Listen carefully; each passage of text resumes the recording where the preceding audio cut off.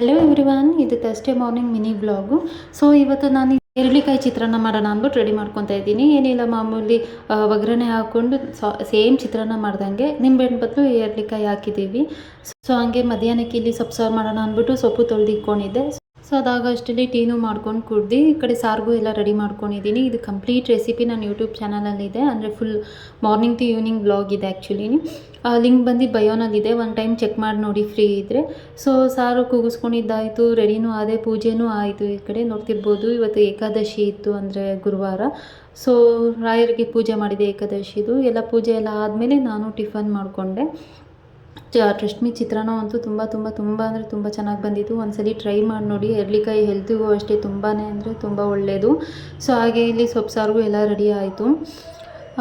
ಹಾಲು ಫ್ರಿಜ್ಜಲ್ಲಿ ಇಟ್ಬಿಡೋಣ ಅಂದ್ಬಿಟ್ಟು ಇಟ್ಕೊಂಡು ನೈಟ್ ಬಂದು ಇಲ್ಲಿ ನಾನು ಎರಳಿಕಾಯಿ ಮಸಾಲ ಜ್ಯೂಸ್ ಮಾಡ್ಕೊಂಡಿದ್ದೆ. ರೆಸಿಪಿ ಯೂಟ್ಯೂಬಲ್ಲಿದೆ.